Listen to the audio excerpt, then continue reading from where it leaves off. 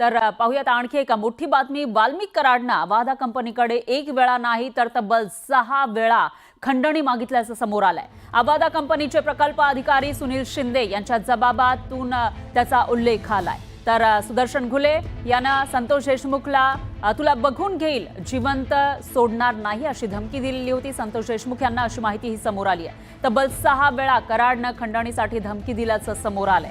याबाबतचा जबाब अवाधा कंपनीच्या अधिकाऱ्यांनी दिला आहे। तर 2 महिन्याच्या काळामध्ये 6 वेळा 2 कोटीच्या खंडणीसाठी धमकी देण्यात आली होती अशी ही माहिती समोर आली आहे। तर ज्या खंडणीमधून संतोष देशमुख यांचा खून झालेला आहे निर्घृणपणे, त्याच्यासाठी एकदा नाही तर तब्बल 6 वेळा खंडणी मागण्यात आलेली होती अवाधा कंपनीकडे अशी माहिती समोर येते आहे। आणि या विषयी अधिक माहितीसाठी आपले प्रतिनिधी सुरेश जाधव हे आपल्यासोबत थेट जोडले गेलेले आहे। सुरेश, काय सांगाल, वाल्मिक कराडचे कारनामे तरी किती असा सवाल उपस्थित होतोय। एवढ्या वेळा तो खंडणी मागत असल्याचंही समोर आलं आणि त्याच्यानंतर आता जे काही चार्जशीट मधून समोर येते आपल्या समोर, त्याच्यानुसार तर त्याने संतोष देशमुख यांना संपवलंय सुद्धा या खंडणीसाठी।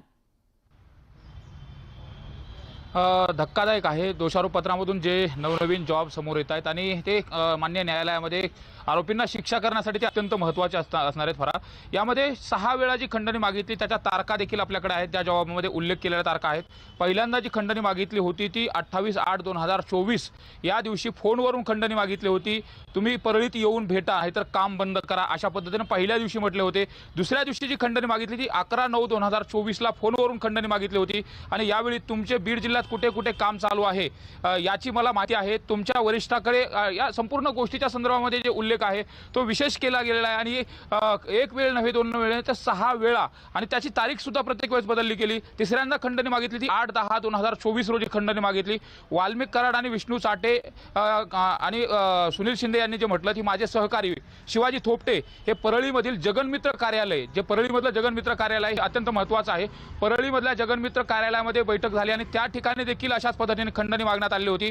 प्लांट सुरू ठेवायचा असेल तर 2 कोटी रुपये द्या, नाहीतर जिल्ह्यात कुठेही प्लांट सुरू ठेवू देणार नाही अशी धमकी देखील दिली होती। त्यानंतर चौथ्यांदा जी खंडणी मागितली ती 26/11/2024 ला मागितली होती, त्यावेळेस देखील 2 कोटीची मागणी करण्यात आली होती। आणि सगळ्यात महत्त्वाचं म्हणजे 5व्यांदा जी खंडणी मागितली गेली, ज्या दिवशी वाल्मिक कराड हे केजमध्ये आलेले होते आणि केजमध्ये आल्यानंतर फोनवरून सुरुवातीला 11-11:30 वाजता कॉल करून खंडणी मागितली आणि त्यानंतर सुदर्शन घुले हा 1 वाजता त्या प्लांटवरती गेला। तिथं गेल्यानंतर वाल्मिक अण्णा आज केजमध्ये आलेला आहे, तुम्ही त्यांची जाऊन भेट घ्या आणि जी त्यांची मागणी आहे, डिमांड आहे तो पूर्ण करा अशा पद्धतीने 29 तारखेला सांगितलेलं होतं। म्हणजे 29 तारखेला 2 वेळेस खंडणी मागण्यात आलेली होती।